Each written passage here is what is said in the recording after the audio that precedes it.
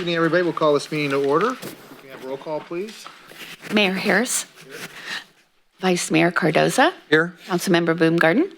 Here. Councilmember Espindola. Councilmember Shaw. Here. All right, thank you. And we'll have invocation by George Barlow, followed by a pledge of allegiance led by Sandy Drown. If she heard me. Not yet. Let us pray. Our Heavenly Father, in this time of thankfulness, we're thankful for the freedoms that we have in this country. We're thankful for those military men and women who protect our country abroad and here in the United States. Father, we are thankful for the service of those around us. Lord, we lift up our first responders, police and fire. Father, we pray for their protection. Father, we also lift up our council. Tonight, as they make the decisions that they make, Father, we pray for your wisdom upon them. And it's in your name we pray. Amen. I pledge allegiance to the flag of the United States of America and to the republic for which it stands, one nation, under God, indivisible, with liberty and justice for all. All right, thank you very much, George and Sandy. Really appreciate that. We are returning from a closed session. Mr. Attorney, do we have anything to report from closed session? We do not, Mr. Mayor. Thank you very much. We'll move on to item number 1, was the National Hunger and Homelessness Awareness Week of November 16 through 24th. Presented to Marcia Kraus-Taylor. Oh, and Rick. Rick is here. Come on down, Rick.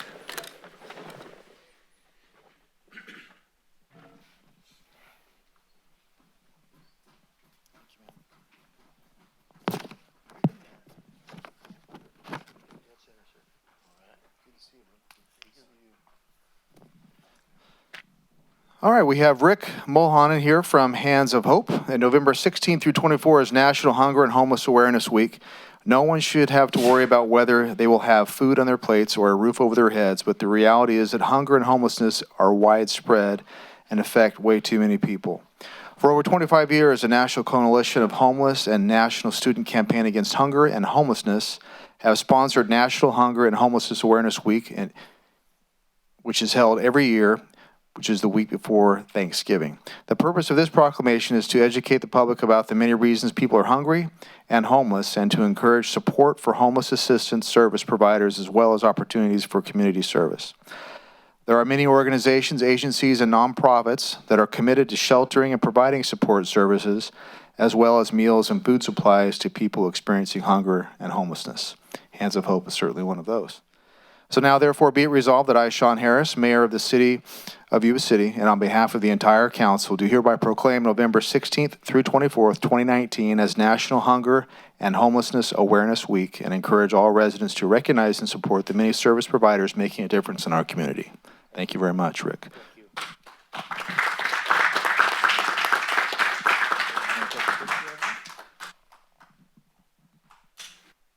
Would you care to say anything? No. All right, you got it. Keep up the great work. Thank you, Rick. Take care, buddy.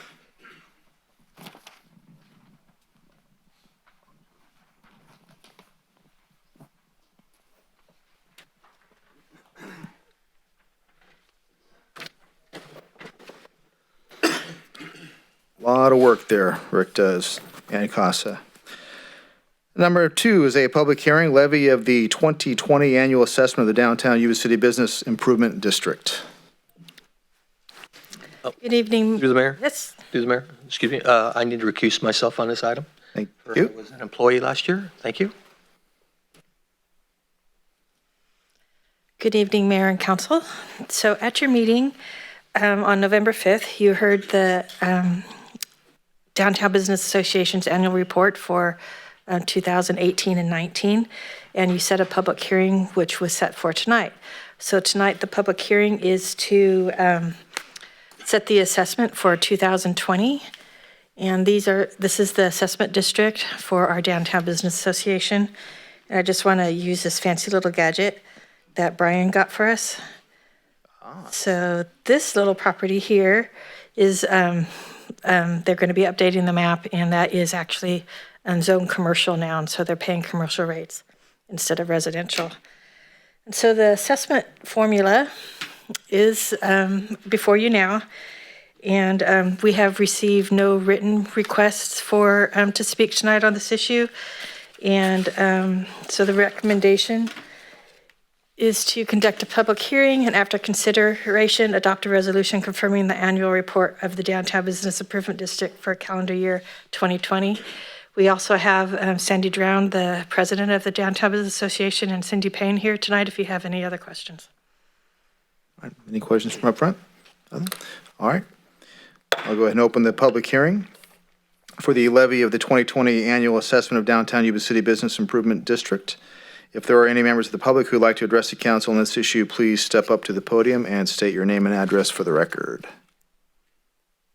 Hearing none and seeing none, I am closing the public hearing, bringing the matter back to council. Through the mayor, make a motion that we adopt a resolution confirming the annual report for the Yuba City Downtown Business Association and levying the assessment for Downtown Business Improvement District for calendar year 2020. Second. All right, I have a first and second to approve staff recommendation, or excuse me, to adopt the resolution. All those in favor? Aye. And opposed? None. All right. Can ask someone to please go get Mr. Cardoza. Oh, he's on it? Thank you. Number 3, a bid opening for a purchase of a rectangular rapid flashing beacon rectangular rapid flashing beacons for the school crossing improvement project.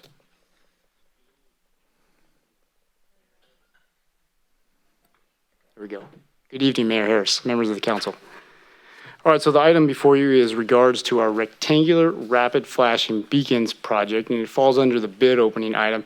And it's that's a little misleading because what we have is we've opened the bids, but I'm coming to you tonight basically to reject those bids and then go for another option to sole source. And so what we have going here is I came to you, last year's staff was awarded a grant through Fracment, their Blue Sky grant for $80,000 to install these rapid flashing beacons at 8 locations. They're the high intensity flashers when the people push the pedestrian push button. We have a couple locations on Gray Avenue at Forbes, down by the school, and then also on Franklin Road.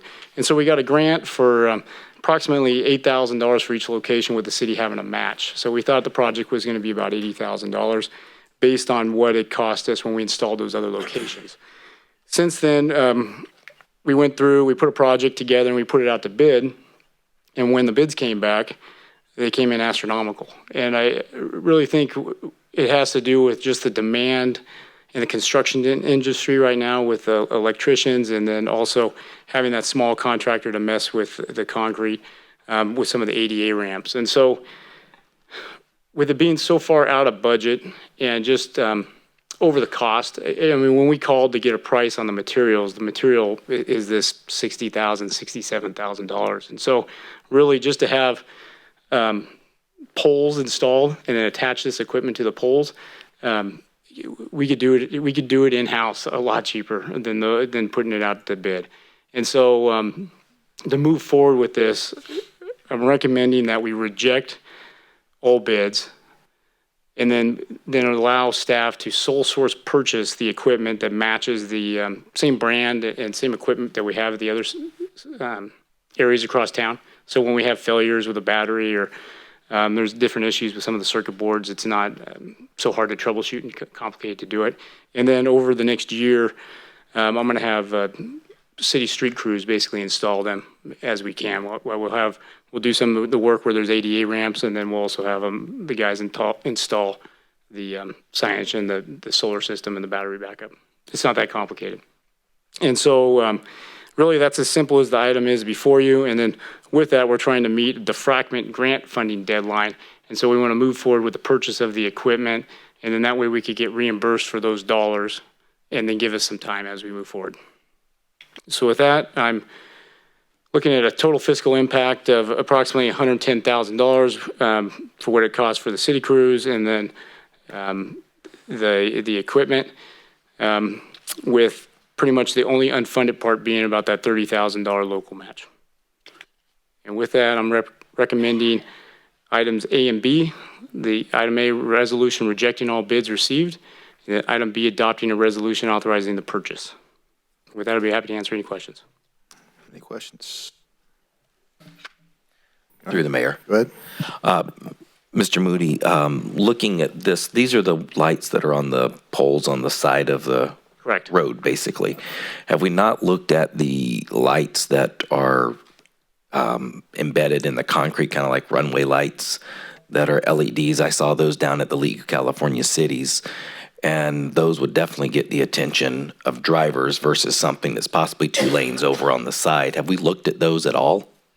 You know, we have, and we've installed them in the past, and they've kind of been, I guess, phasing out of popularity. We've had some problems with them with, we used to have one across from the school on Gray Avenue, and then there was also one on Butte House Road across from Terrabuena Elementary School. And a lot of times the way the pucks sit down in the ground, the dirt and debris get in there, so they're not as bright. Are they a great option? Yeah, I guess they add to it. They also aren't as readily available to install because basically you have to cut the road to put the conduit run in, and then you put this hockey puck down in there with more of a dedicated power source. So they're a little more, where these are pretty ready to install. It's a solar panel, a battery, and you can put them up. For those, you're probably talking closer to $20,000. And so it's definitely an option, you know, and it's just how far you want to go and which location, where it's, you know, you could get the radar feedback signs. You got these different, you know, they used to have the circle beacons flash. Now they have these rectangular beacons flash, and they used to have the in-ground lights. And you don't see the in-ground lights as much anymore just because of that. They don't seem to be as effective when they get older and a little dirtier. But we're always open to them, depending on the location. Okay, the ones I saw, I think they were a new version because I'd had this discussion with our city manager a couple of days ago. It was LEDs. They were brighter than anything I'd ever seen before, and the line that they had to drop the power source was like that wide, just a quick line that went across, and then of course the hockey puck things. I'm just thinking of high visibility for our residents and for our students as they're going to school and traveling across, because I tell you, as I go through town, I see people running red lights, stop signs, rolling through things, something that just helps with visibility. And I want to know if we've even explored it. What can we do to try to make our city safer is really where I'm coming from.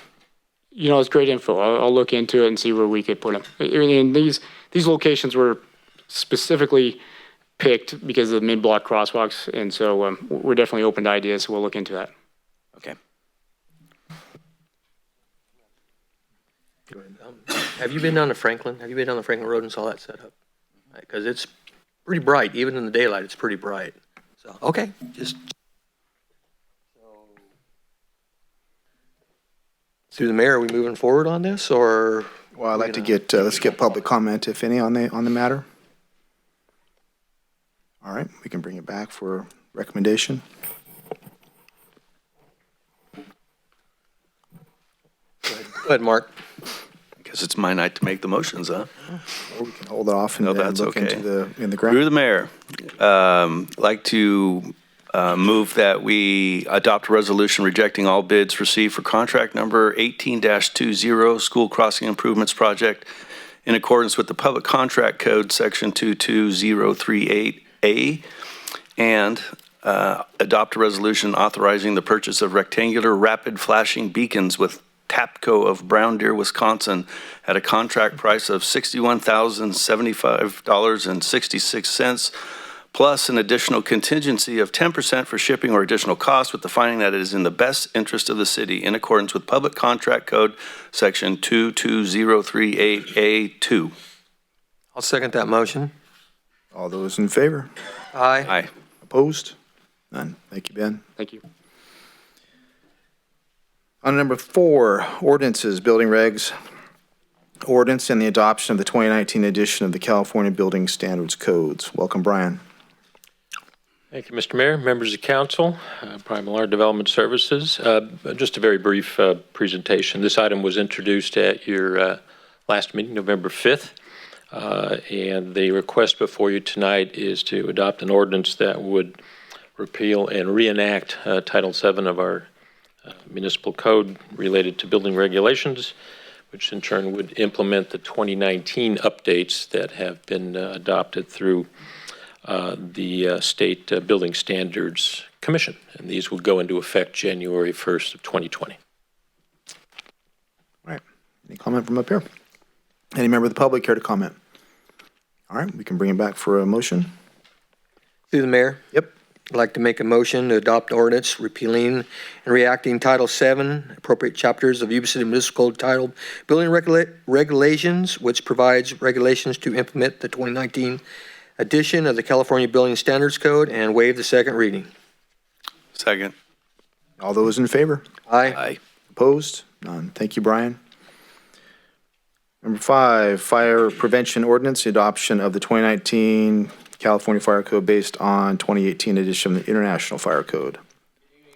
Sir.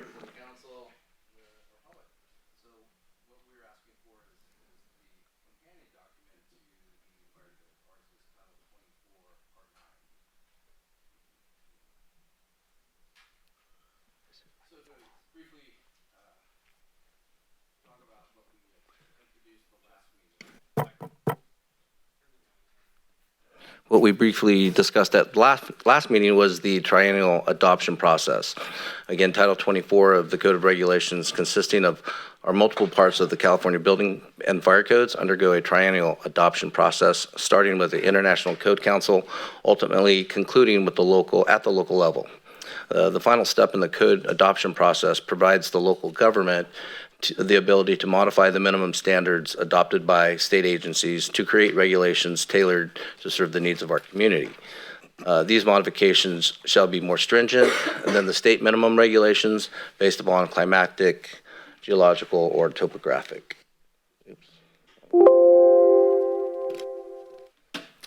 The fire code analysis, this triennial cycle, we're proposing no additional local amendments. We're only requesting that we move the existing amendments forward from the current ordinance, and those amendments include the installation of fire sprinklers in new commercial buildings greater than 3,599 square feet.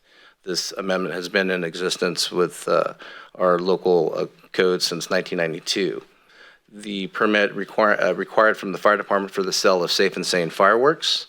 This also includes the booth ratios for 1 booth per 2,000. This has been in our local amendment since 2003.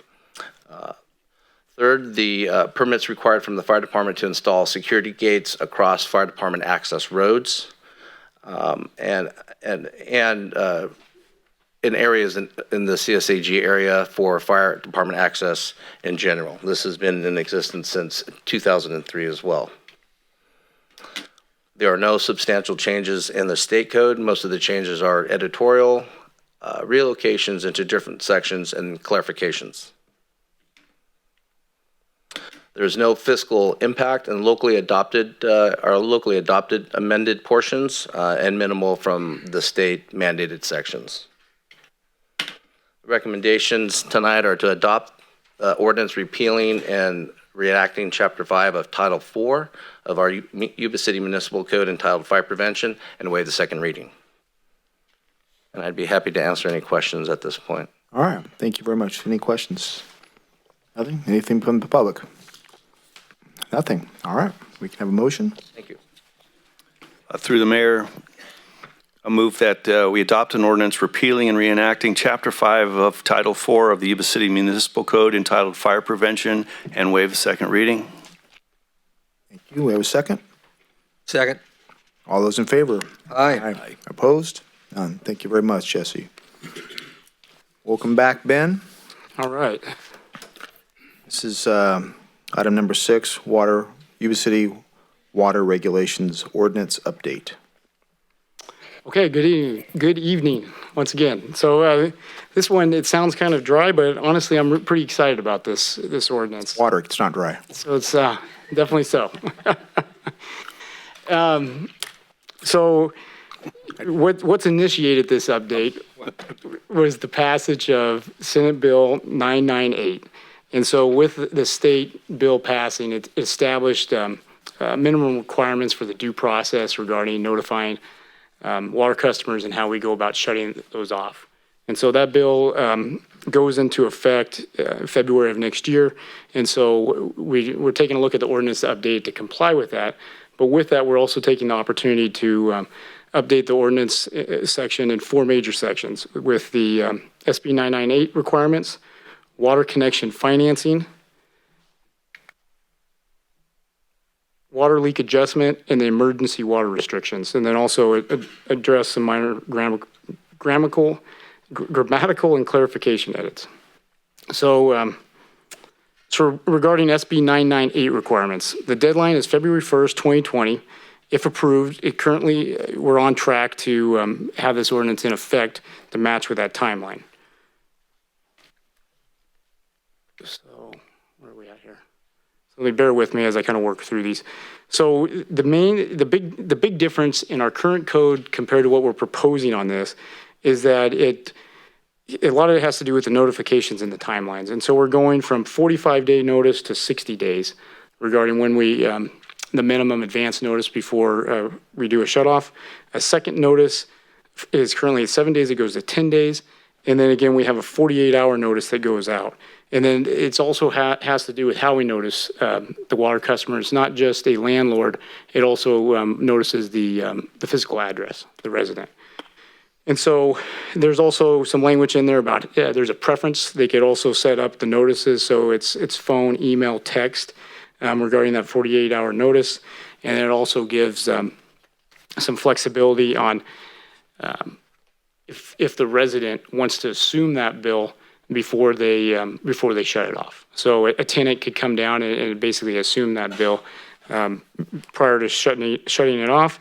And then it also establishes some alternative payment arrangements with no shut-off will be required if a primary care provider certifies the termination of service will be life-threatening or pose a serious threat.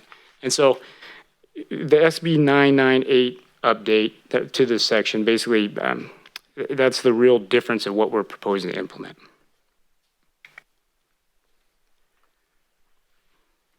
Go too far? I did.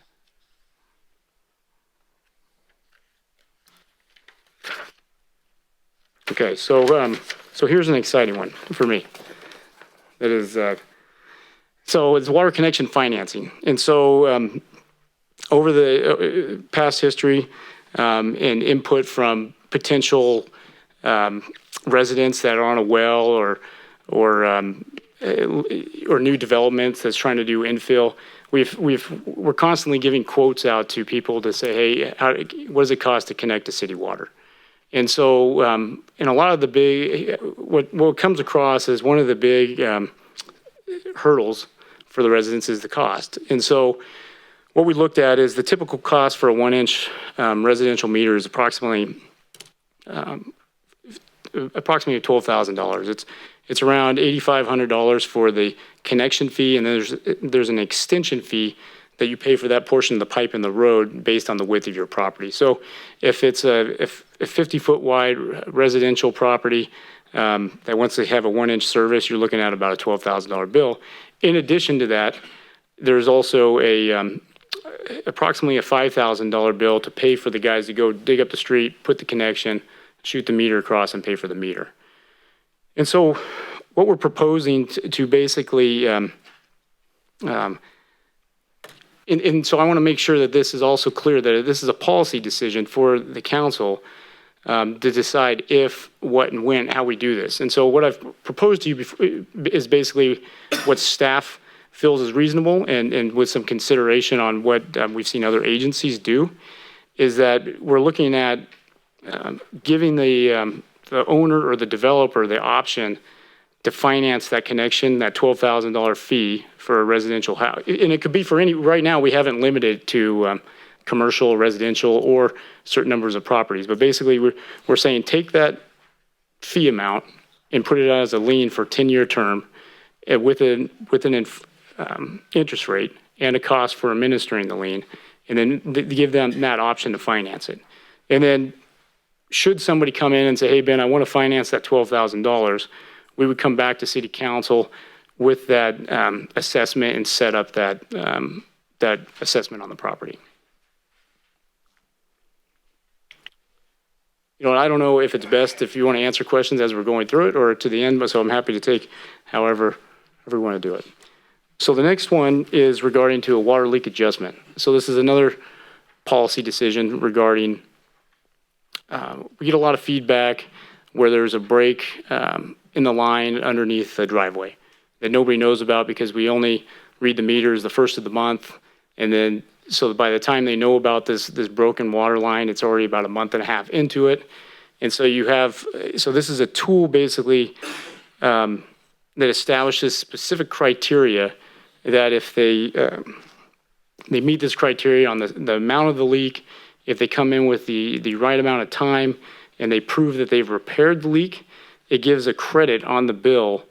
It gives finance basically a tool to credit that 1 month with a maximum cap of $500 onto the bill for those customers. And with that, we've seen the city of West Sacramento implement this policy, and it memorializes a tool for finance to look at that and provide that customer service, and then also system-wide incentive to reduce leaks, if to come in and make that repair. And then the final part is really with the emergency water restrictions. Right now, we're real specific on what the emergency water restrictions are. And what we found out with the last drought is that when the drought happens, the state usually implements their own criteria. And then also we have an urban water management plan that every 5 years we update that has specific language in that. And so instead of having specific call outs instead of having specific language that doesn't really reflect the state, what we're going to do is just reference the state and the urban water management plan. So as those change, then we're in compliance. And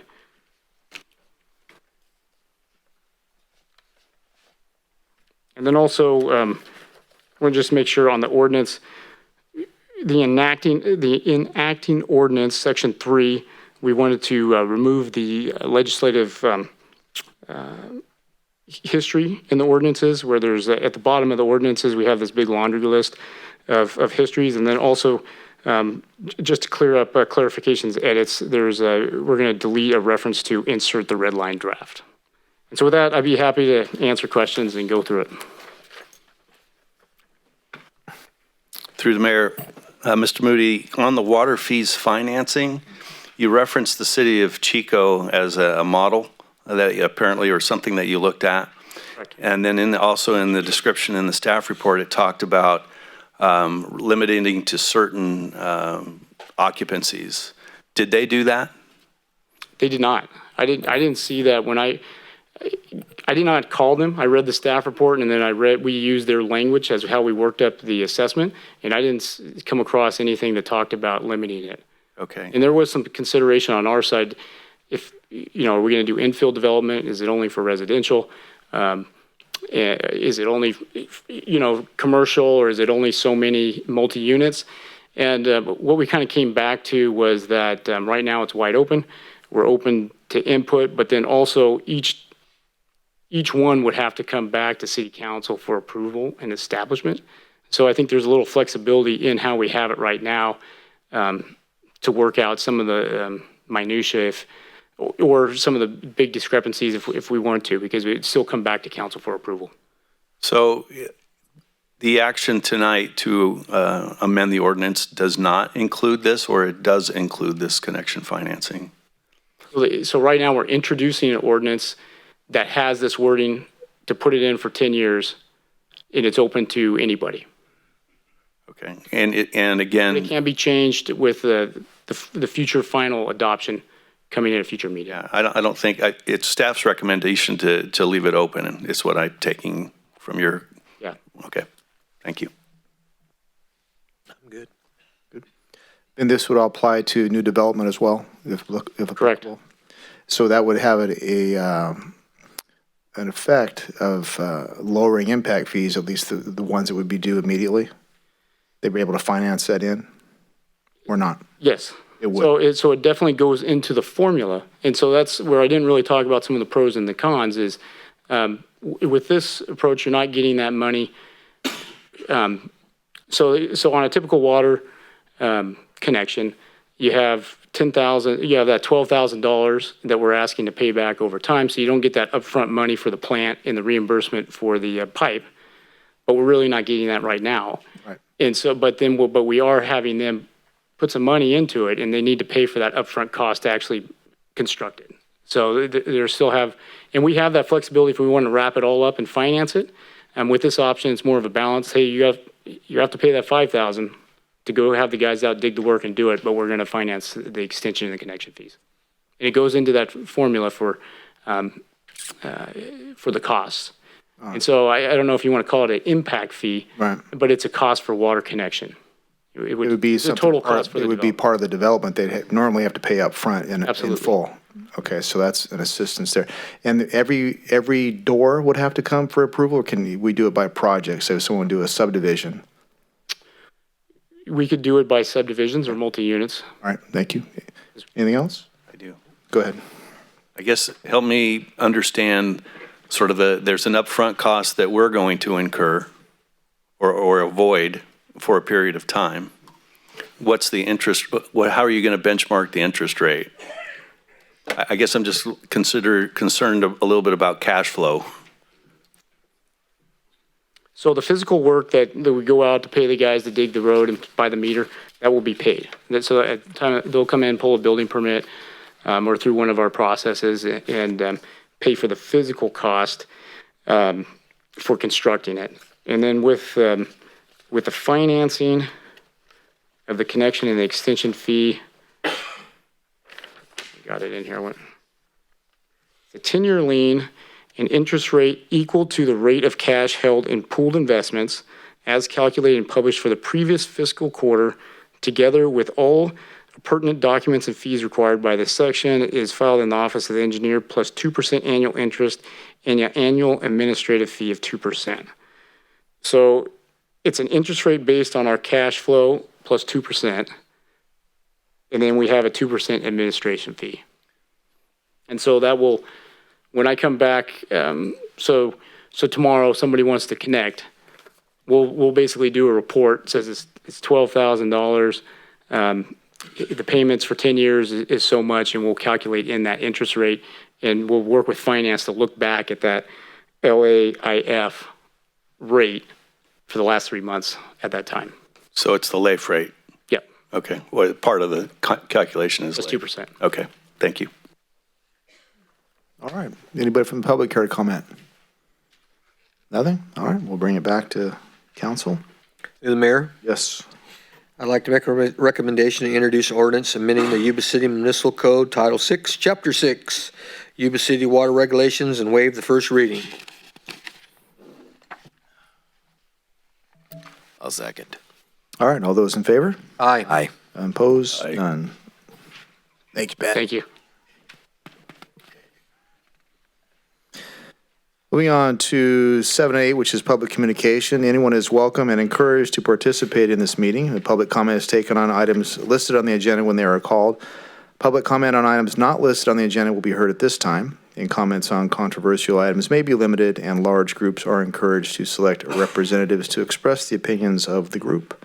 I have no written request. Would anybody care to comment about anything?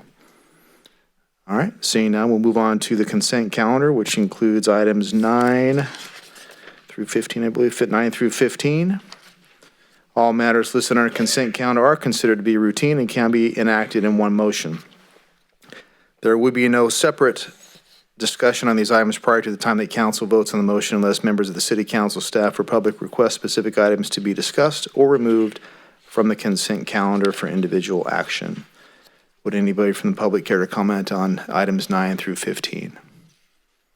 Seeing none, I will entertain a motion. To the mayor, Yes. I'd like to make a motion to approve the consent calendar, items 9 through 15. All right.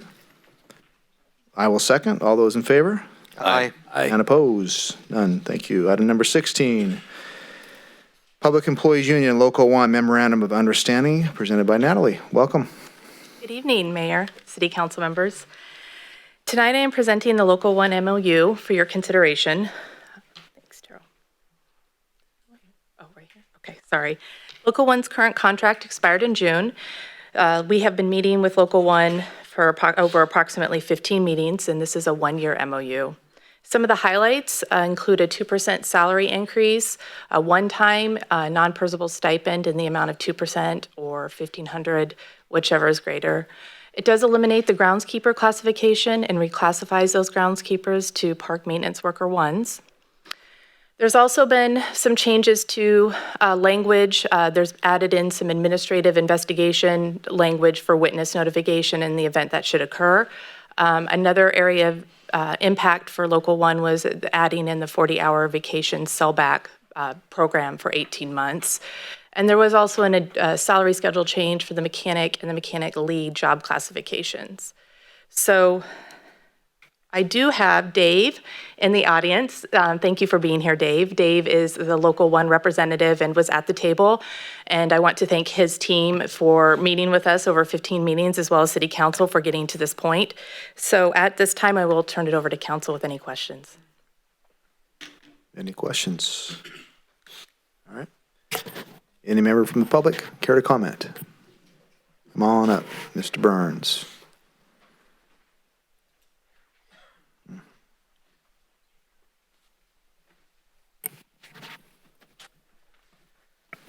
Thomas Burns, 1885 Greengate. So it looks to me like pay raises, right? So I think all pay should be frozen until you guys get a handle on the retirement benefit, which is totally out of control. So that's my comment. Thank you very much. Anybody else from the public care to comment? Okay, we'll bring it back to council for action. Through the mayor. Yes.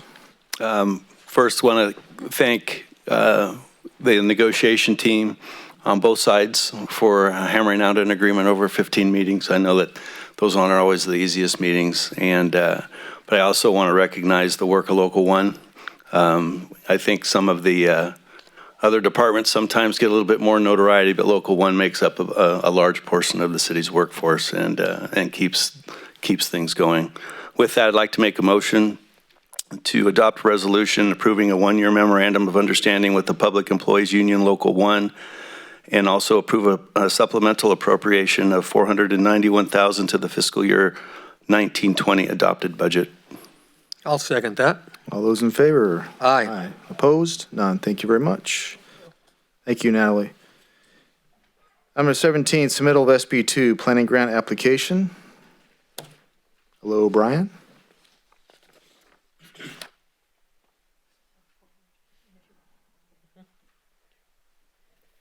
Again, Mr. Mayor, members of council, Environmental Development Services.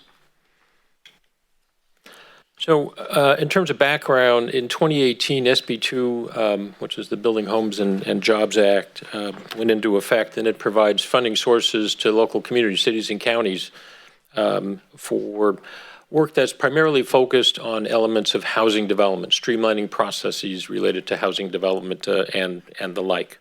And as part of that, a portion of the first year's funding is available to communities like Yuba City for planning-related activities, be it for general plan updates, zoning code work, infrastructure financing, again, related to support of housing development and the like. The city is in line to receive $310,000 in grant funds as part of this program. The key activities, and there's a number of them that would qualify under SB2, but among them are, again, the intent to accelerate housing production, streamlining the review and approval process related to qualifying projects, including housing and affordable housing, and then facilitating development of housing across all of the qualifying income groups. For Yuba City and use of SB2 funds, our application would focus on several areas, including a general plan update, which I know has been identified, at least in terms of your initial sense of priorities and goals for the year. A housing element update. Our next housing element update cycle starts in 2021.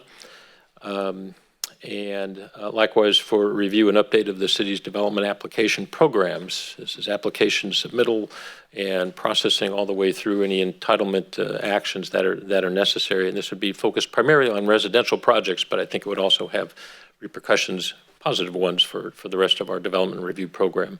One of the nice things about SB2 is that there's no matching funds required for applicants. We do have a drawdown requirement of June 2022 for full use of the funds. And with that, the recommendation is for council to authorize Development Services Director to submit this SB2 planning grant application to the State Housing and Community Development Department. Happy to answer any questions. The application, thank you, Brian. The application is not a contested application, correct? It's just you have to apply to be eligible to receive the funds? Correct. It's non-competitive. Thank you.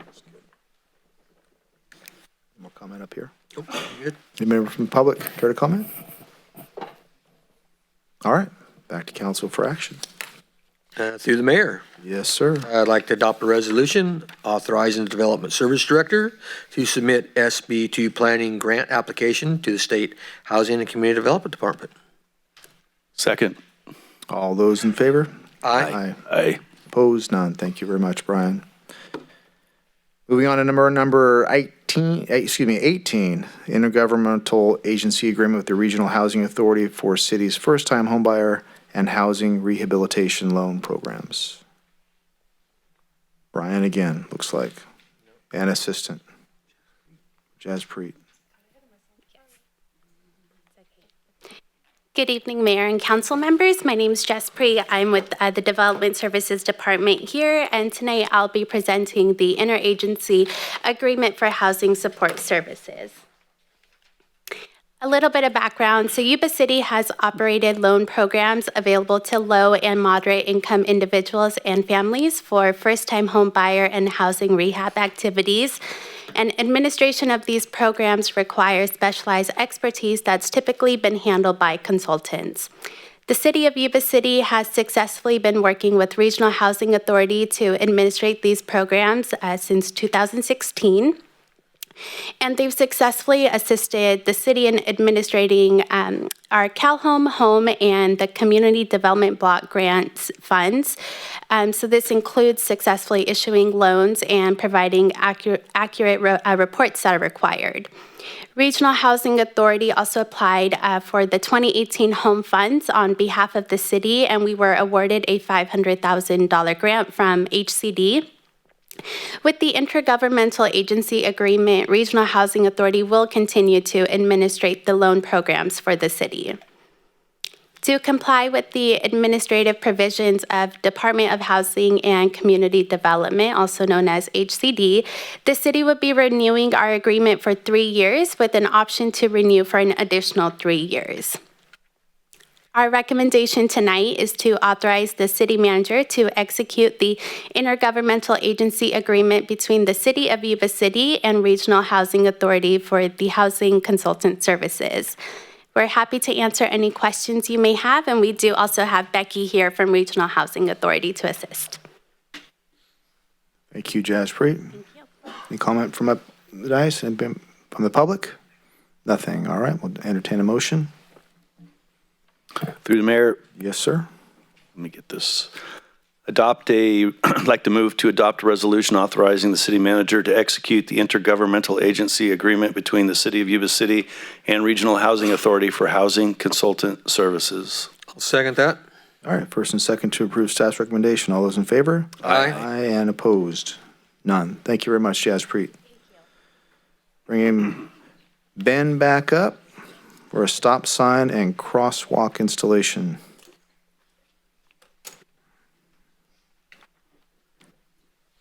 All right. So what we got is procedural, really. Some couple areas came to our attention regarding putting stop signs in and crosswalks, and we're really, the item tonight is really to bring them up to current city standards.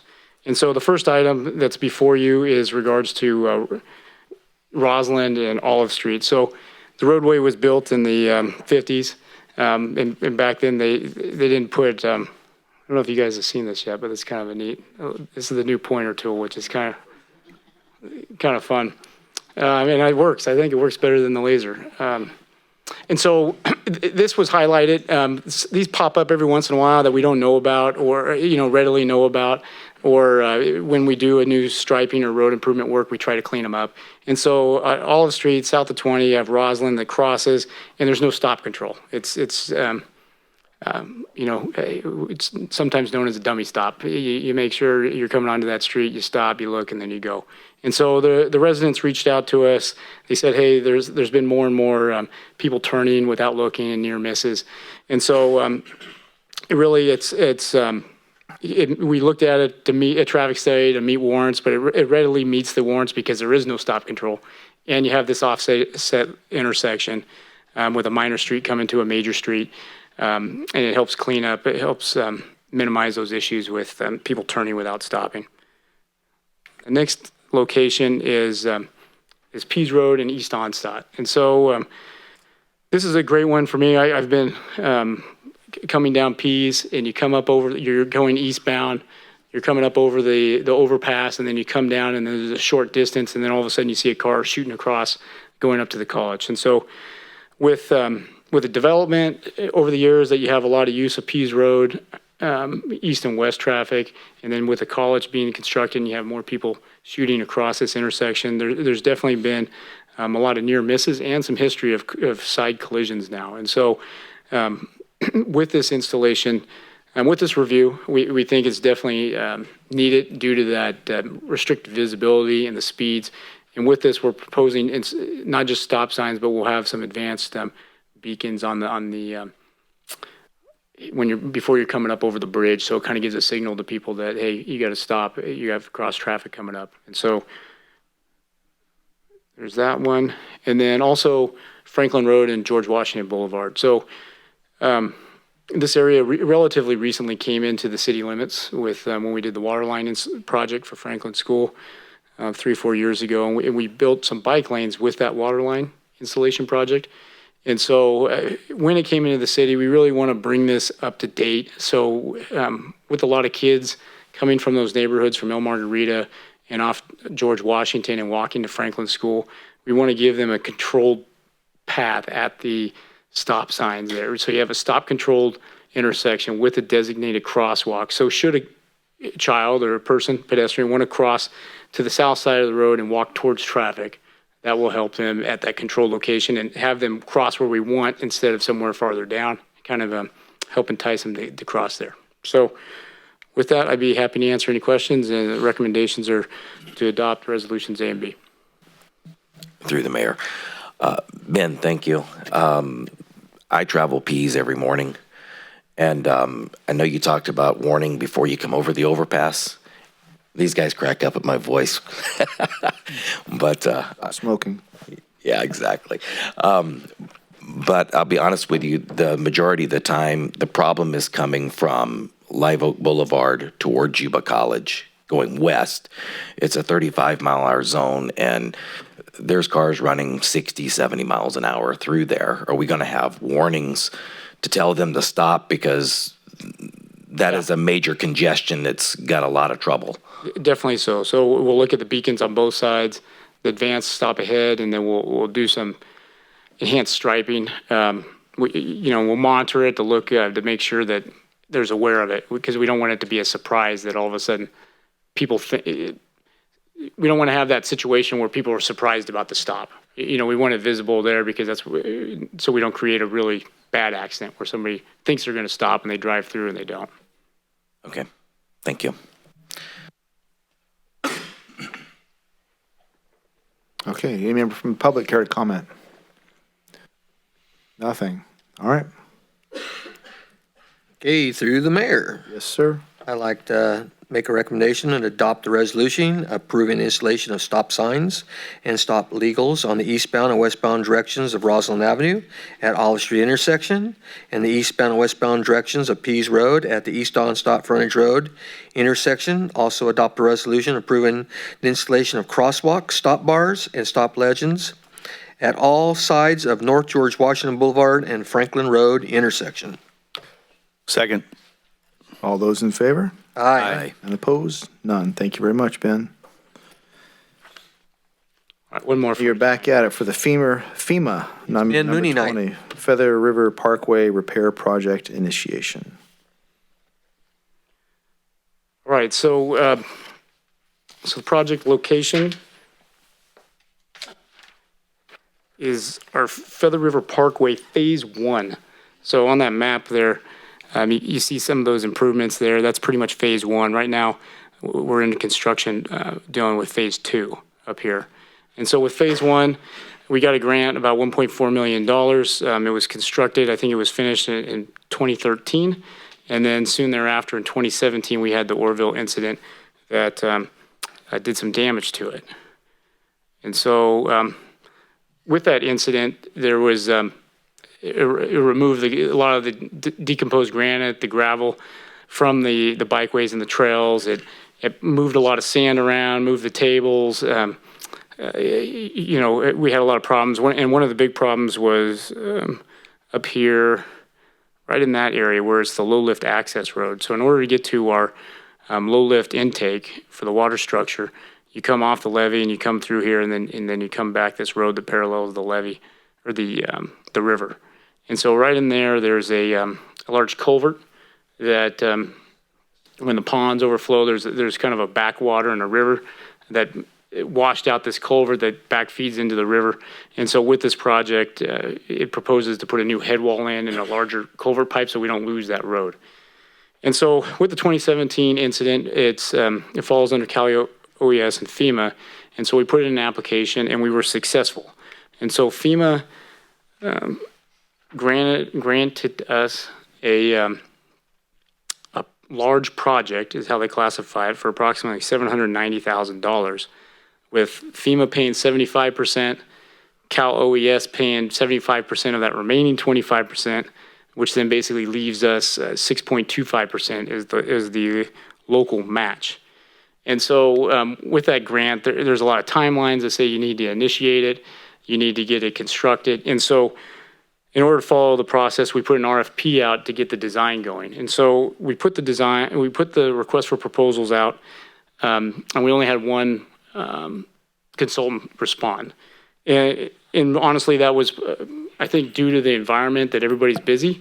And then also the consultant, Dominica Kelly and Associates, they really had an advantage over the others because they were the consultant that did the original design for the parkway. So they really already have the plans. It's already been drawn out. So they're going to go through, use those existing plans and use the existing environmental consultant that did the permitting for the original project to package up a design so we could put something out to bid to make those repairs. And so this is really the first step in getting this project. One of the initial steps getting this project going is, okay, we've received FEMA that says they're going to pay us the money back, but now we got to work through it. So we're going to get the design going, then I'm going to come back to you and request that we go out to bid, approve the project, and then we'll go out to bid. The numbers come back in, we make sure FEMA approves those dollar amounts, and then we go out to construction while juggling timelines and handling the environmental issues.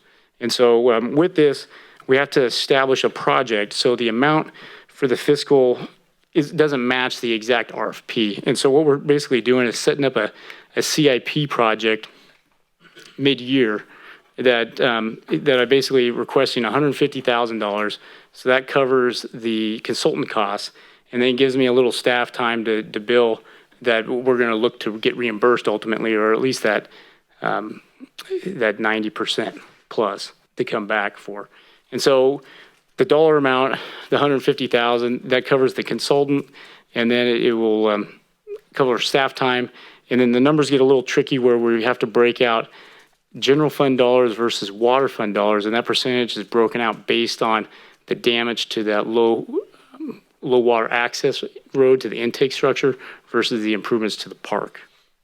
And so with that, I'm requesting recommendations A and B, and I'd be happy to answer any questions.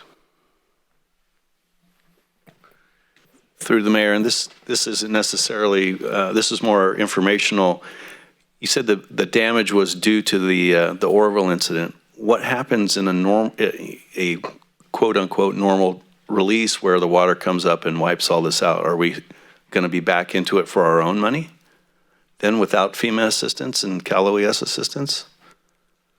I know that we've repaired that low lift access road in the past. And there's usually certain funding type on they look for hazard mitigation where you fix it once, or they'll give you some extra money so you fix it once so you're not having to continually come back.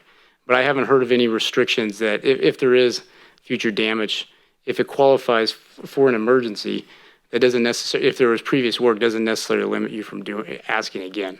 But with this, we're definitely, shooting for the Cadillac on that culvert pipe now. It's not just a pipe in the ground with rock around it. It's a sized engineered pipe with head walls and concrete and established. But regarding the roads and the trails and the bike lanes, I don't know if I could answer that question, but I could definitely follow up. Yeah, it just concerns me. I mean, I know we've been in drought and it hasn't filled up other than that, but I mean, it used to all the time. Yeah. And it just concerns me that if it goes back to that pattern of wet weather, then are we going to be doing this annually? Definitely, hopefully not annually. With the sewer pond, so with the sewer pond reconstruction project, this is our second round at it. Even though we've had different high water events, there's been a couple times where the damage was actually severe enough to qualify to designate it as a federal aid project. But we are back doing that project where we've riprapped it before, and now we're coming back and doing it again. Okay, thank you. All right, good question. Anybody else? Any member from the public? Yes, step on up, Mr. Burns. If anybody else would like to speak, feel free to queue up behind Mr. Burns.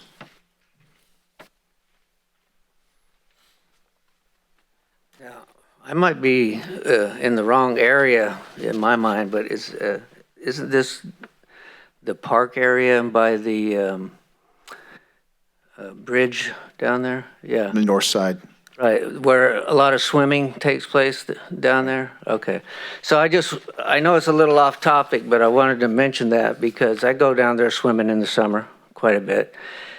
And I think they could use some restroom facilities there, for any upgrades. And then a lot of the times, man, they're just trash overflowing down in there. I don't know if you guys have been down in there, but I mean, you got maybe one trash can and there's need for about 5 of them on the days I've been down there, on the weekends. I think we have a brief response to at least part of your question.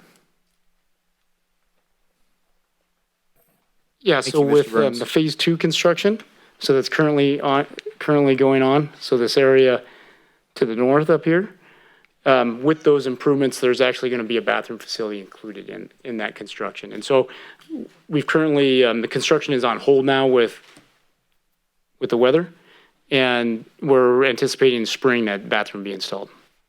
All right. Thank you. Anybody else? Nothing? All right, back to council. All right, through the mayor. Instead of reading all this, I'm just going to say I'd like the recommendation of the FEMA River Parkway Repair Project, recommendation A and B. Moving to approve A and B. Yes. All right. Second. All those in favor? Aye. Aye.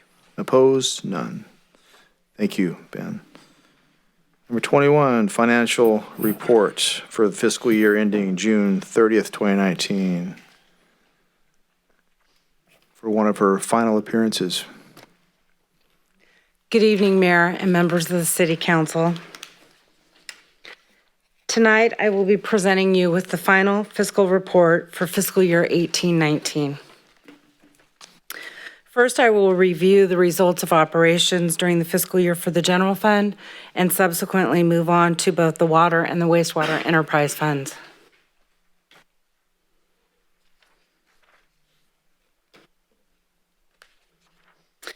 This is a summary overview at the highest level of the general fund budget versus actual in millions of dollars, including total revenues, total expenditures, transfers out, the police and fire DIF loan repayments, and the beginning and ending fund balance remaining. The original fiscal year 18-19 budgeted expenses were $42.1 million. To that, we added a total of just under $2.4 million.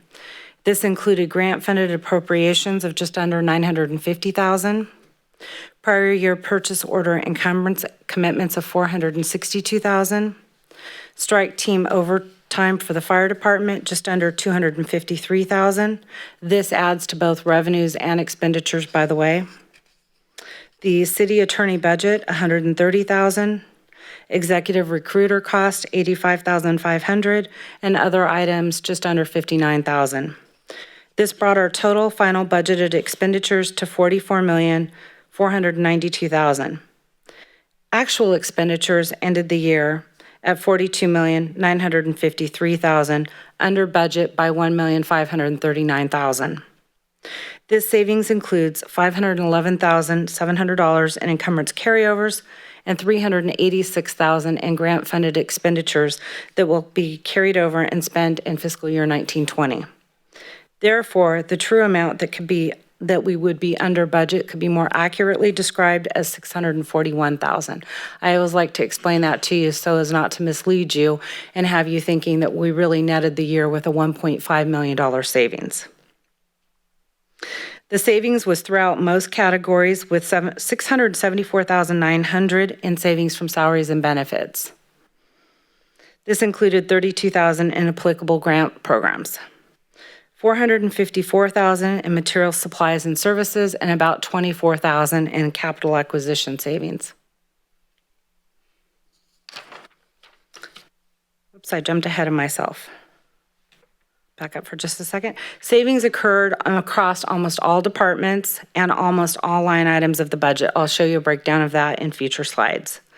We ended the fiscal year with an uncommitted fund balance, which meets City Council's priority policy of a 15% reserve of fiscal year 1920 appropriations. My next several slides will focus on revenues, and then I will transition to expenses. I'm showing you 10 years of history for the top general fund revenues for the city.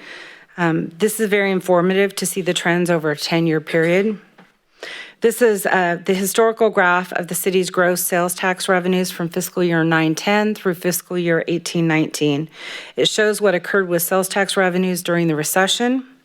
They declined significantly, but began the recovery in fiscal year 10-11.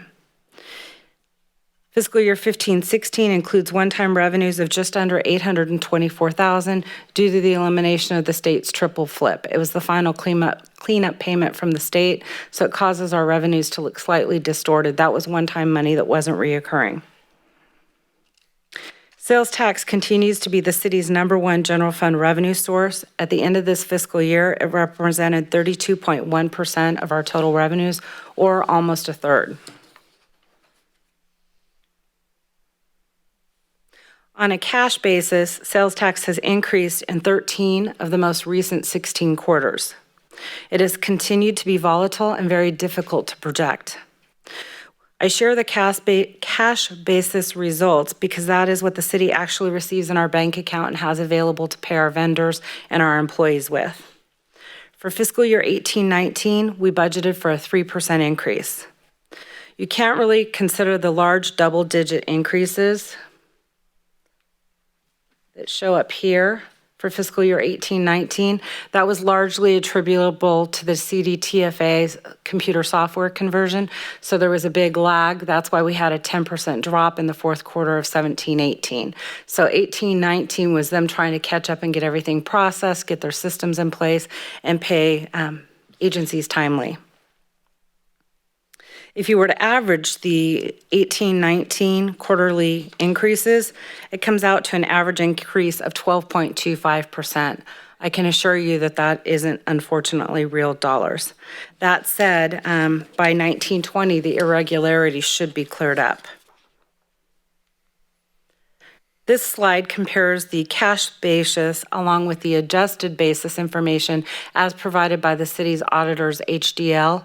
They factor out any double-up payments, any missing payments, apply everything to the correct quarter based upon the information that they receive from the state. If you were to average out the last 4 quarters or the fiscal year 18-19 quarters, it results in an increase on an adjusted basis of 2.1%. or 0.9% less than what was budgeted.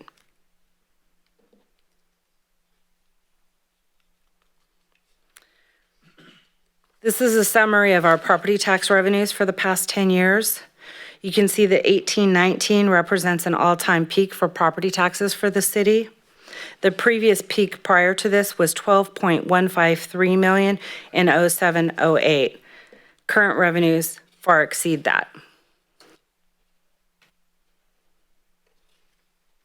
Really hard to see. What I'm really wanting you to see here is the trend line right here. And what that shows you is the home sales value, both on a median and an average basis for Yuba City. It shows from 2004 through January of 2019. By looking at the lines on the chart, you can see that home sale prices continued to trend upward through 2018 with a slight dip downward in the first quarter of 2019. We still haven't quite reached the peak prices that existed in 2005.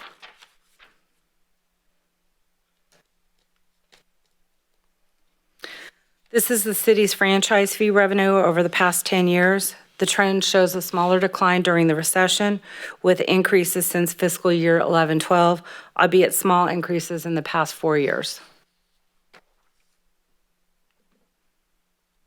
These are the revenues from the city's recreation programs. Recreation revenues peaked in 08-09 when the GAP facility opened and have been fairly stagnant in recent years, pretty level. This is the city's building permit revenues. It shows the large decline in permit revenues during the recession with a return to a higher level, fairly stable for 3 fiscal years, and then a large increase in 16-17, followed by slightly less in 17-18, and an increase again in fiscal year 18-19. This slide truly shows the volatility and unpredictable nature of building permit revenues. This is the city's business license revenues. They were relatively flat during the recession with growth occurring in every year since fiscal year 10-11. Our hotel motel surcharge revenues. 9-10 was the lowest year historically with recovery in recent years and significant growth in the past 3 years. CSAG has a pattern very familiar, similar to property tax revenues, shows a decline through fiscal year 11-12 and then increases every year through the current year. This is the city's total general fund revenues for each fiscal year. The previous peak for the city was in fiscal year 07-08 at $37.2 million. Then revenues declined until fiscal year 10-11, where they essentially remained flat for 3 years. We saw an increase of $2.3 million in 14-15, just under $1.7 million for 15-16, $1.65 million in 16-17, $2.5 million in 17-18, and $1.4 million in 18-19. I think it's important for council to hear those distinctions in year-over-year changes because clearly the 18-19 increase leveled off to some degree compared to prior years. The fiscal year 18-19 revenues of $44.46 million represents an all-time high for the general fund for the city. And before I transition to discussing our general fund expenses, are there any questions as it relates to our revenues?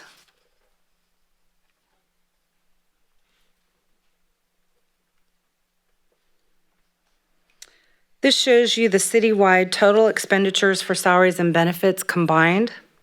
Previously, salaries and benefits were the highest in fiscal year 08-09 and then declined due to the furlough programs. Citywide expenditures have been increasing since fiscal year 12-13 and would be higher than they are shown here if not for vacancies that occur through attrition throughout the city. As an example, in June 2017, the total amount budgeted citywide for positions which were vacant but were going through the various stages of the recruitment process was just over $5.2 million, with the general fund share being $4.2 million. In July 2018, the number of citywide vacancies had dropped to a total of 29 and a budgeted total of just over $3.2 million, with the general fund share being about $2.2 million.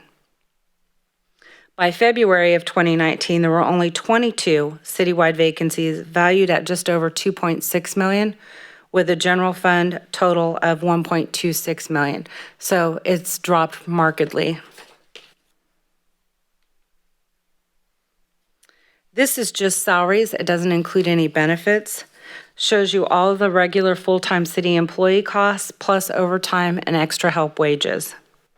The trend of this graph is very similar to that of the previous chart for salaries and benefits. The next one will show you a different trend.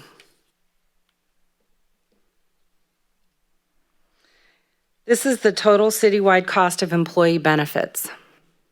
You can see there was a small decline during the recession when furloughs were in place. But look at the increase in fiscal year 13-14. This is even with the vacancy savings that I just talked about. It is clear that employee benefits have increased at a rate higher than employee wages. Please note that the 18-19 amount shown includes $750,000 for the supplemental unfunded actuarial liability payment that was made by the city in September 2018. Without that discretionary payment, the total cost of citywide employee benefits would still have been $13.64 million. Still a significant increase. This is the city's retirement costs. The increasing and decreasing trend lines here somewhat mirror that of the previous slide for total employee benefits because retirement is the largest component of employee benefit costs. I also want to note that this slide shows a decline in fiscal year 15-16 in total retirement costs. That's due to the payoff of that's due to vacancy savings. If not for vacancy savings, it would have been much higher. The decline in 17-18 is because the city made its final payment on our pension obligation bonds in fiscal year 16-17. So it dropped off considerably in 17-18. It increased significantly in 18-19. That's both due to increasing CalPERS costs as the discount rate lowering is implemented and the additional discretionary payment of $750,000 that's included in that. Without the additional discretionary payment, the total retirement cost shown here for fiscal year 18-19 would have been $7.75 million. Still significantly higher than previous years. This next slide shows you retirement costs without the pension obligation bond included in any of the years. I pulled out the debt service payment to show you the true cost of what historical payments to CalPERS have been. And again, the 18-19 does include the $750,000 additional discretionary payment. This shows you what percentage of general fund expenditures were expended for fiscal year 18-19. The purple line is the amount of actual expenditures. The yellow line remaining over here on this side is the percentage that was unexpended at fiscal year end. So for salaries and benefits, for 18-19, we expended 97.9% of total expenditures. That was significantly higher than what it's been in previous fiscal years. We've had a lot more vacancy savings in prior fiscal years. Working backwards just to give council a feel for what those were, beginning with fiscal year 17-18 and going back from that. Prior years, the amount of salaries and benefits expended were 91.6%, 92.4%, 94%, 93.8%, 95.7, and going way back 97.8. So we've been at about the same ratio we hit in 18-19, but the years in between it was significantly more in savings from vacant positions. That said, that savings is one-time in nature. We can't reprogram it or spend it for other purposes. During those years where we had significant budgetary savings from vacancies. The money was squirreled away in the city's general unallocated CIP fund to do infrastructure improvements. As I mentioned earlier, the savings generated from vacant positions for this fiscal year 18-19 was about $675,000. For 17-18, it was $2.7 million, so significantly less. For the current year, 94.9% of materials, supplies, and services were expended, and overall for the general fund, 96.5% of all total general fund expenditures were expended. This shows you the city's total general fund expenses, shows the declines during the recession, with expenses being relatively flat from fiscal year 10-11 through 13-14, and increasing each year since, with an all-time high reached in 18-19 of $42.95 million.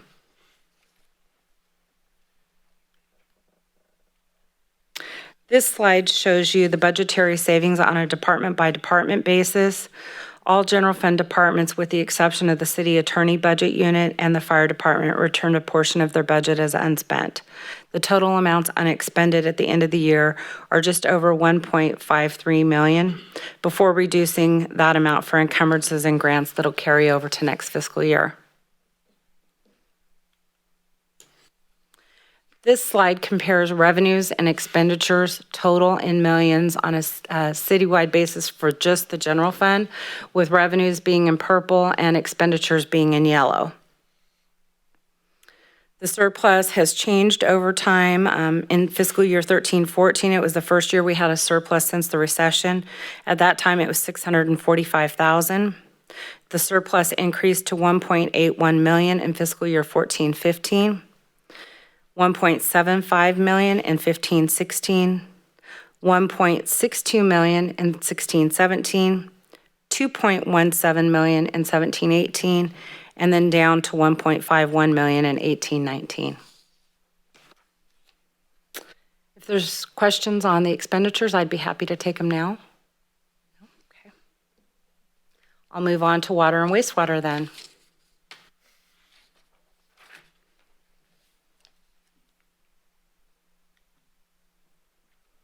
This is the highest level summary of the water fund's budget versus actual expenditures and revenues.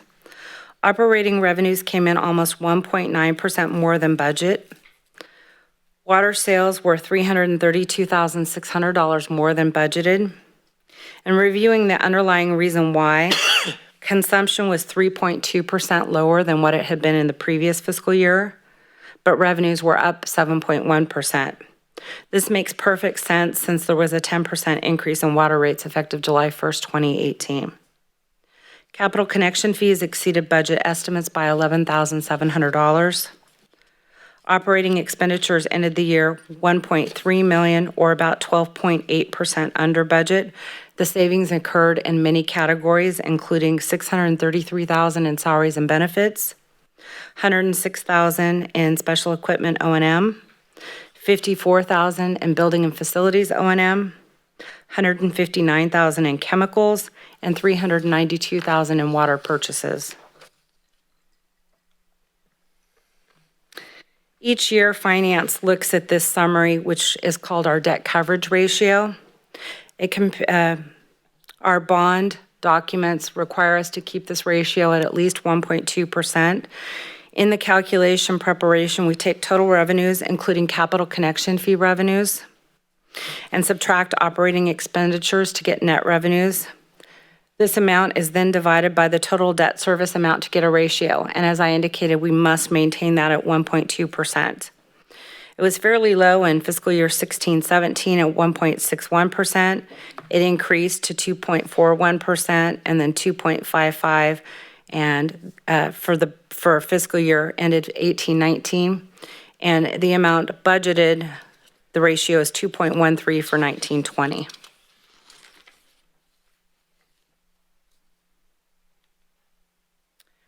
This is a summary of the city's wastewater fund, budget versus actual, again at the highest level. Operating revenues ended the year about 5.7% higher than budgeted, or $935,000. The utility billing service charges exceeded budget estimates by $541,000. Septic charges were less than budget estimates by $68,000, and investment income was just under $455,000 higher than budget. That was about half of that was attributable to investment earnings on bond proceeds that we're still holding on to. We're paying out over time based upon the improvements based upon our bond sale. So that came in a lot higher than what staff expected when we put together the budget. Overall, capital connection fee revenues were $35,600 higher than budgeted. Operating expenditures were at 93.3% of the amount budgeted. The savings equated to $755,000. Of that, about $360,000 was in salaries and benefits. $310,000 was overexpended for heat and power. $361,000 in savings for professional services. $76,000 for dues and subscriptions, $180,000 for special equipment O&M, $54,000 for buildings and facilities O&M, and $303,000 for chemicals. This slide is similar to what I showed you for the water fund. This is for the wastewater fund. Again, takes total revenues, subtracts the operating expenditures, gets net revenues, and takes a ratio of that to show you the debt coverage ratio, going from 2.61 and 2 years ago to 2.62 for the current year. And based upon the 1920 budget, we have a ratio of 1.77. With that, I will answer any questions.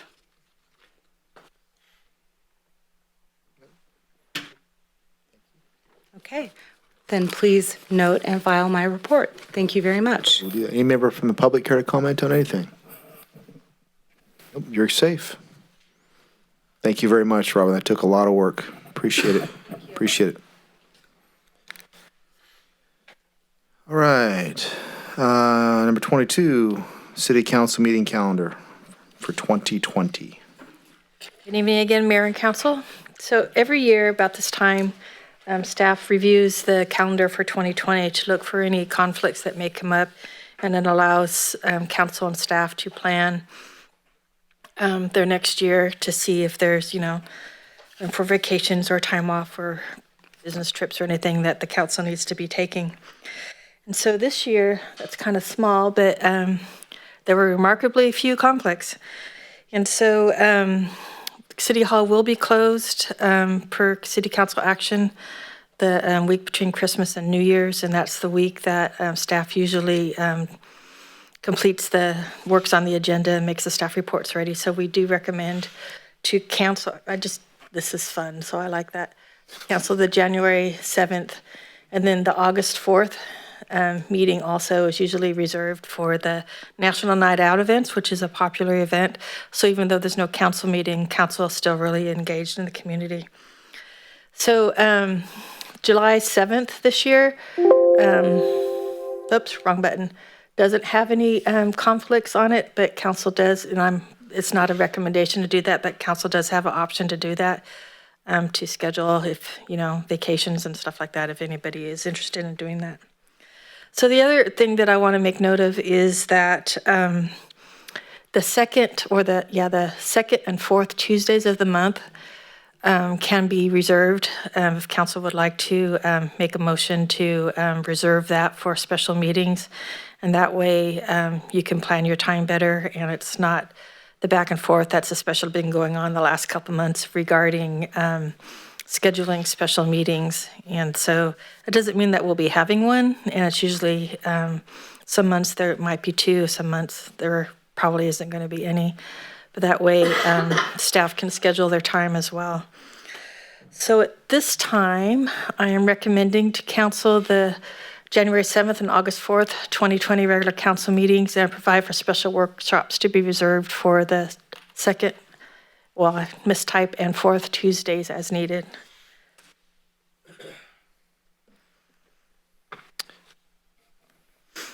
All right, so we recommend we reserve second and fourth, but we could always have special You can have them anytime you want. Whenever we want, but we're just going to set the placeholder. If you're expecting one, if you're going to have a special meeting, then, you could go back and that that on April 14th, that's available for a special meeting, and so that you don't need to, if you could kind of keep it available, then it's easier for council and staff to try and We've find a had meeting time. several, I think this year has been a world record for the amount of the meetings. So I think that's probably a good idea for a placeholder. We still maintain the flexibility to adjust if necessary, but just kind of mentally have that bookmark there.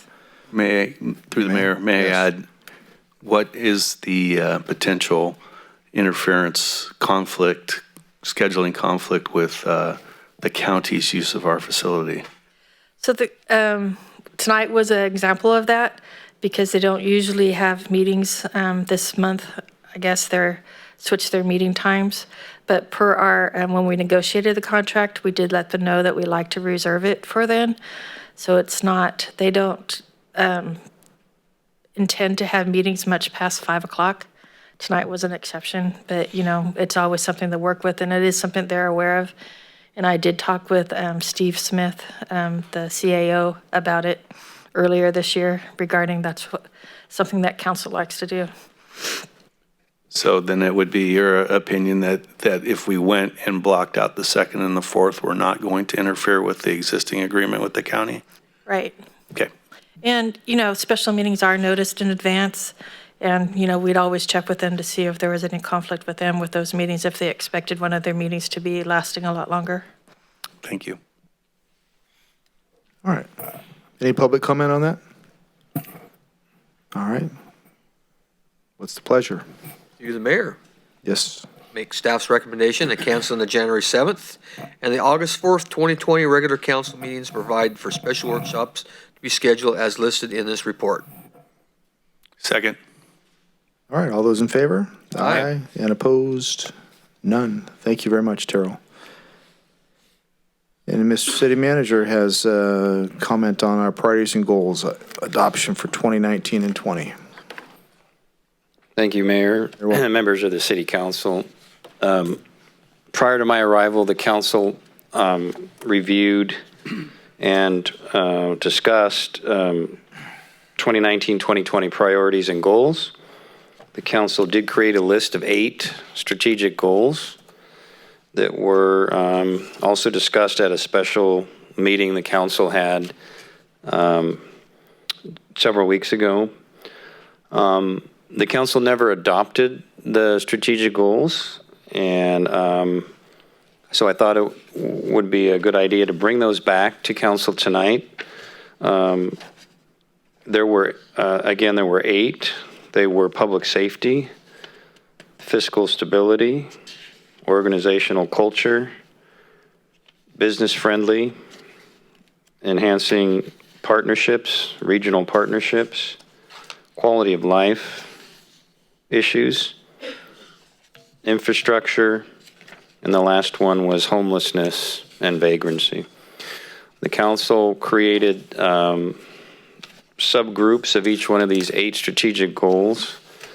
Under fiscal stability, the council had 5 specific goals to maintain and enhance the fiscal stability through ensuring ongoing expenditures being supported by ongoing revenues, which is the Robin mantra. Number 2, develop a plan to manage impact of pension costs. We've had a whole bunch of community meetings on pension issues. There's several more coming up. Evaluate and enhance relationships with allied agencies, something that Steve Smith and I and Robert Bendorf and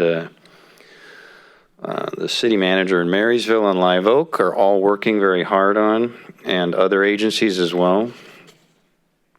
Manage and stabilize and justify water and wastewater fees, and explore opportunities to expand and diversify citywide revenue sources, which is clearly an issue we're going to tackle in the coming year.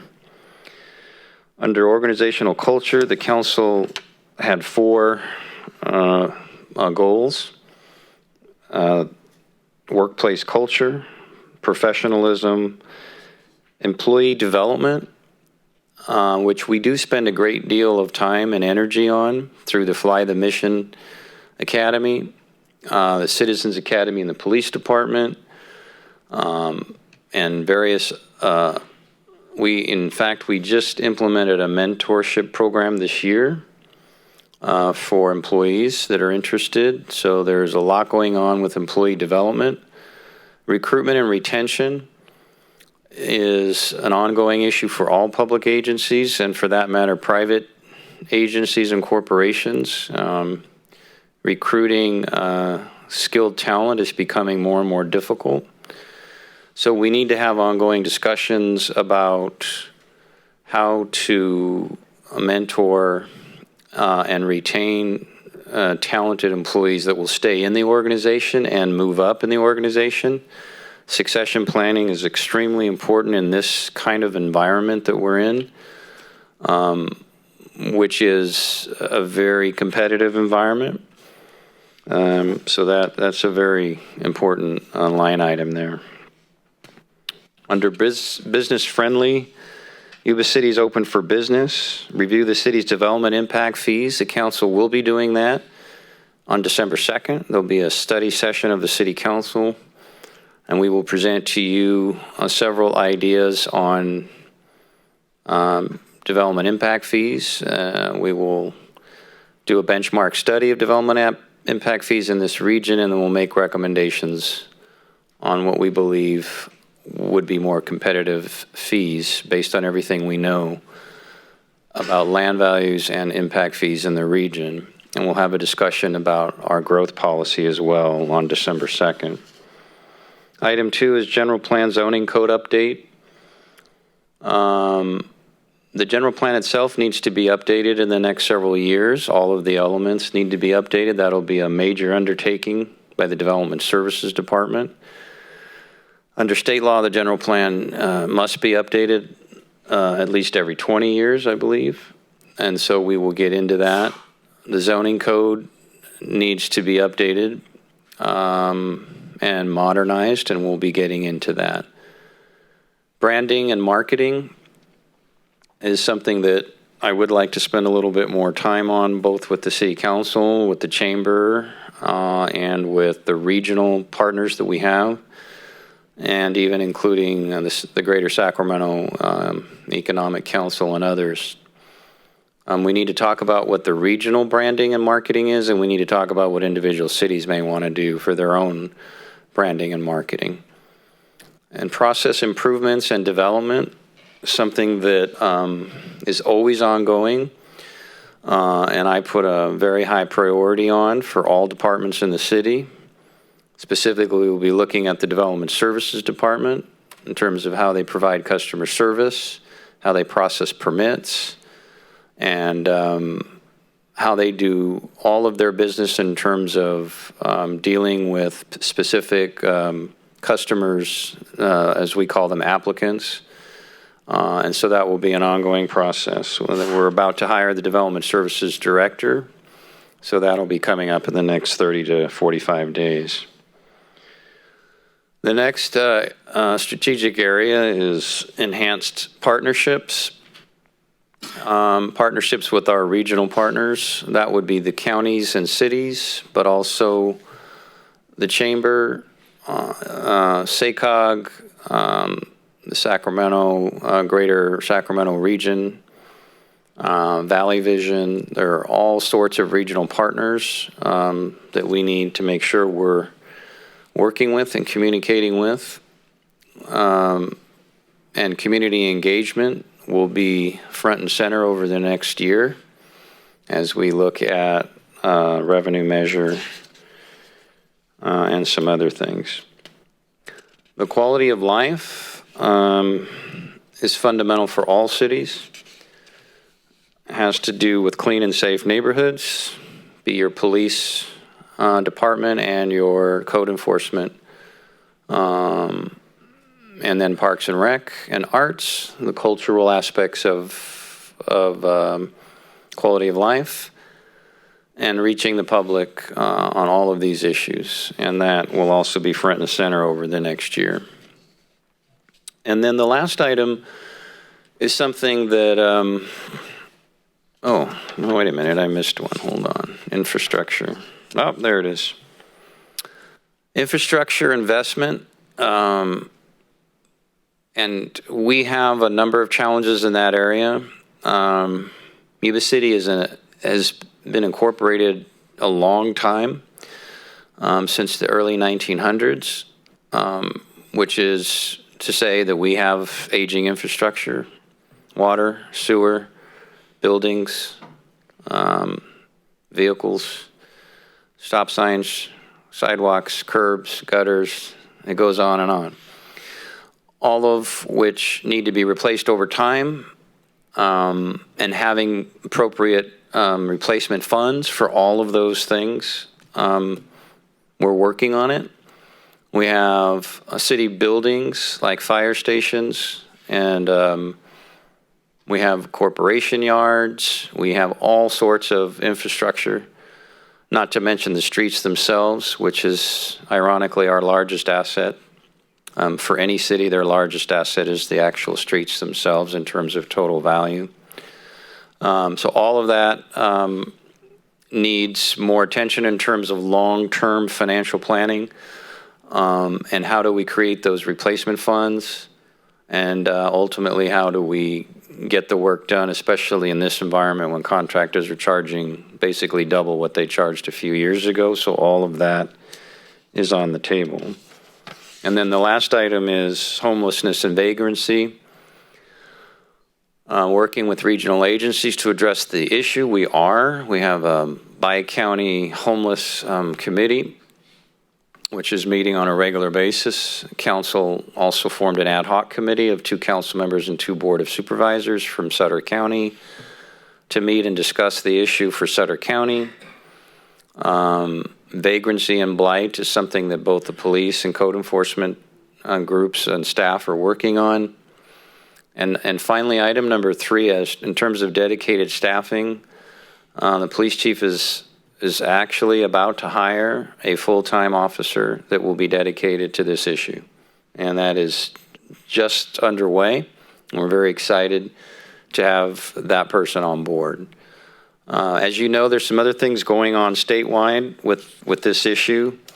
The council will be hearing very shortly. The ordinance will be coming back to you on the camping issue.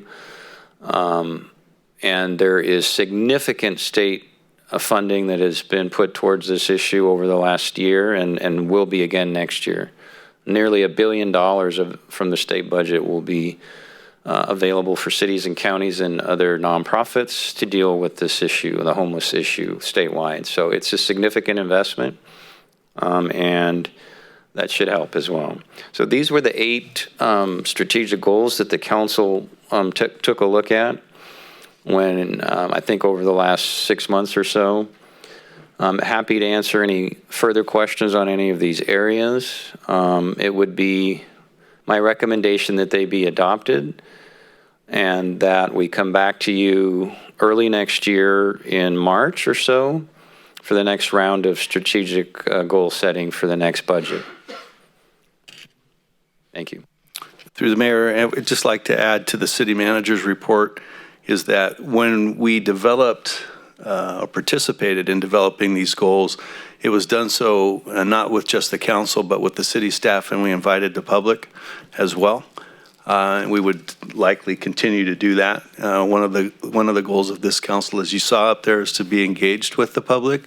So this wasn't something that the 5 of us did in a vacuum. We sought the assistance, guidance of others who are stakeholders in the community.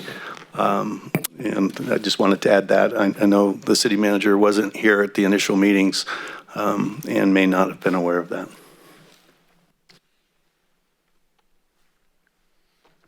Also, that would just reiterate that the panel that's put together to discuss vagrancy and homelessness will consist of 2 members of the public as well. And it's preferred to have 1 member of the public to represent the agricultural community.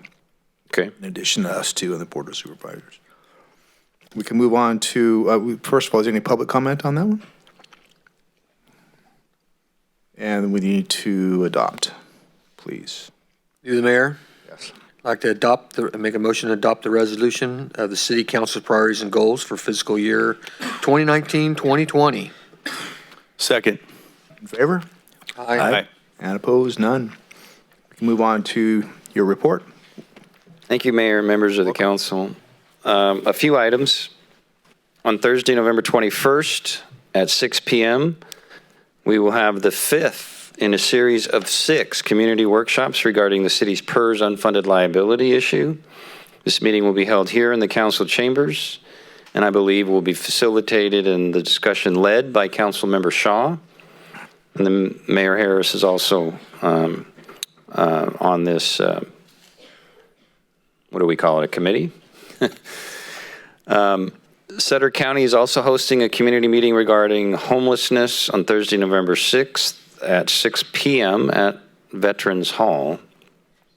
Chamber of Commerce Business Connection Breakfast will be this Friday at 7:30 a.m.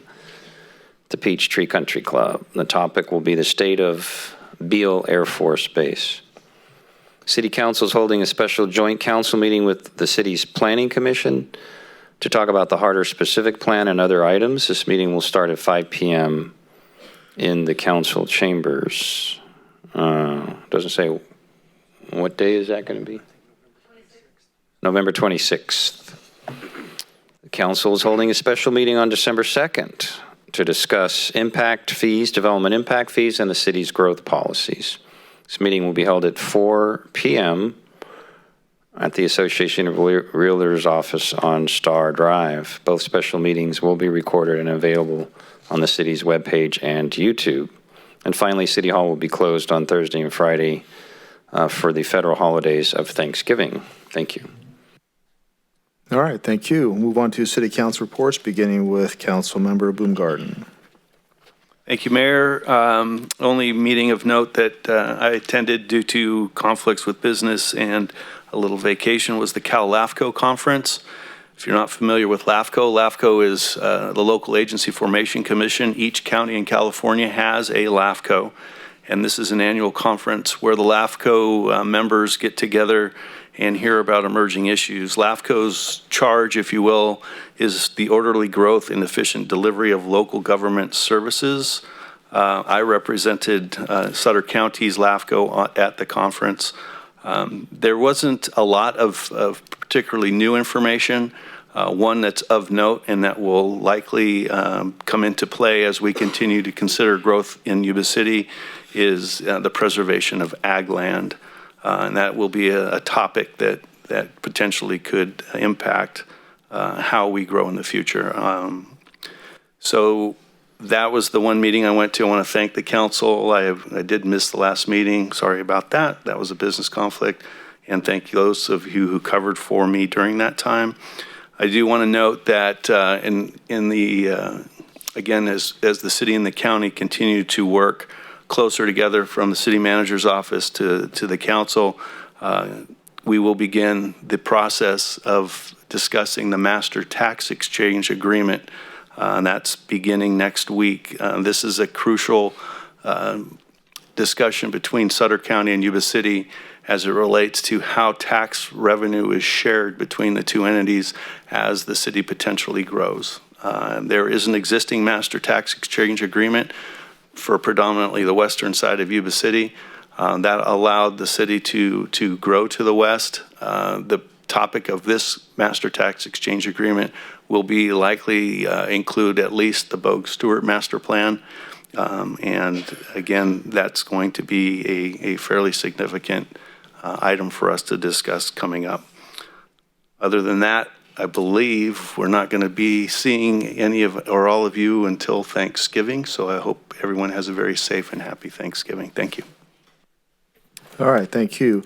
Councilmember Espandola is not here tonight due to a conflict that she also had. Councilmember Shaw is ill and is requested to forego due to his voice, having a problem with his voice, unless he's changing his mind. Just one thing. Yes. I want to save my voice, but happy Thanksgiving, everyone. It's the most paltry happy Thanksgiving, I think. There you go. Anyway, so we'll go on to Vice Mayor Cardoza.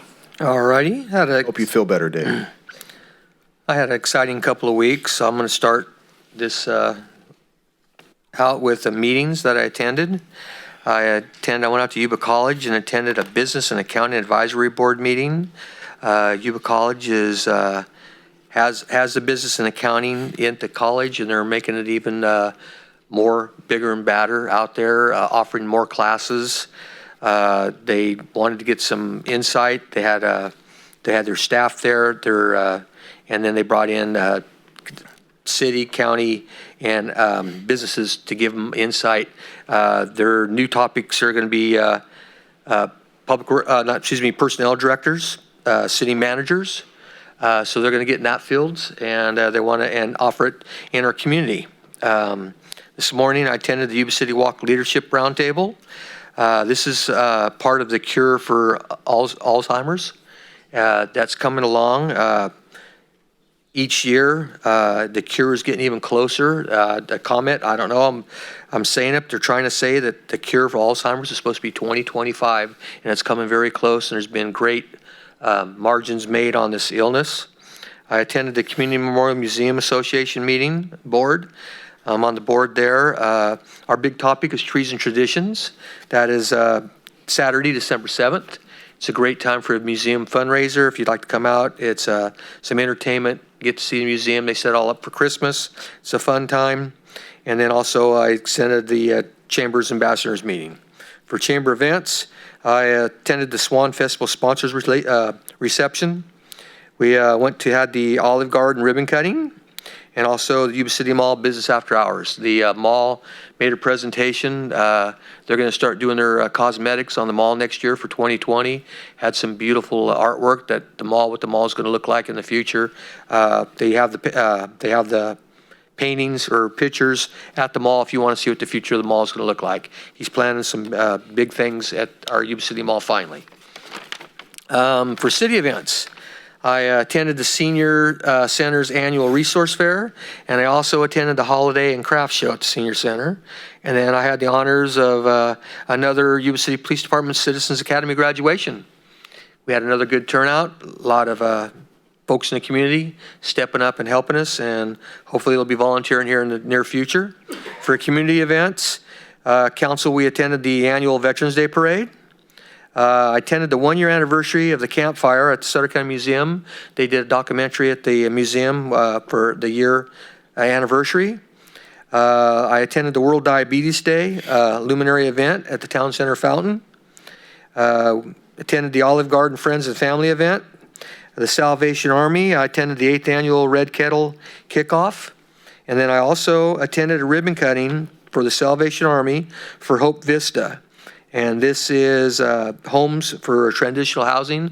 They're going to start it off with the Paradise folks. Anyway, Salvation Army, Yuba County, and also the consortium, they all got together, and there was some homes out there in bad shape. They tore down 8 homes, and they built 8 brand new homes. It was supposed to be 12 to 18 month project, and they got it all done in 7 months under budget. So it's great things. Hopefully they plan on having folks in these homes by December 15th, so they can all be in a home for Christmas. So other than that, that's it for me. Thank you.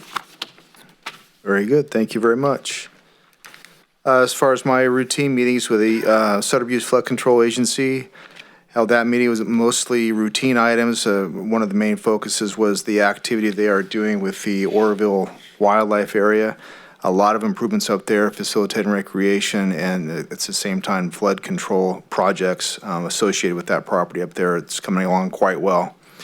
Gil-Sizer Slough meeting was canceled. I did attend the Olive Garden ribbon cutting, so we're welcoming them to our community. For Sacramento Area Council of Governments, we had a special meeting on, yesterday, involving approval of the Metropolitan Transportation Plan and Sustainable Community Strategy, which is a big deal. Staff down there has put a lot of hours into approving that and preparing that plan. It's critical as far as our moving forward, facilitating funding from the state and federal partners involving density, housing density, mobility, transportation options. Locally here, we're going to try to incorporate it, get it part of for our bicycle master plan, which is in the works. Also, potentially, this is in the future, a trackless light rail system, if you will, and then a trail system. They're regionally, they're talking about expanding that and making that more available to folks. Again, the point is to reduce our GHG emissions and keep people out of their vehicles. So here locally, we have the trail system out there beginning in Sutter. I can envision it going all the way into Yuba City, perhaps even going over the bridge, and hopefully partnering with Marysville on a regional basis to even provide access all the way out to Sycamore Ranch. Maybe even if we get really creative and get some money and figure out a way to do it, to incorporate the old railroad trestle into the trail system. That's just kind of talking out loud, and maybe we just kind of some vision we have to do that. So that's going to be exciting. Several years of planning, and some politics have to be involved, but we have those things kind of on our mental plate. Also looking forward to its next reporting period, however, the next to last meeting for our PERS, the unfunded liability meetings that we've been having with the public. We encourage anybody and everybody who has an interest in that to attend. That will be Thursday, and Councilmember Shaw is going to facilitate and lead that discussion, voice permitting, and hopefully we will be able to do that. So looking forward to that, and thank you in advance for your work and effort on that, Dave. That being said, that is all from me, and we will stand adjourned. Thank you very much.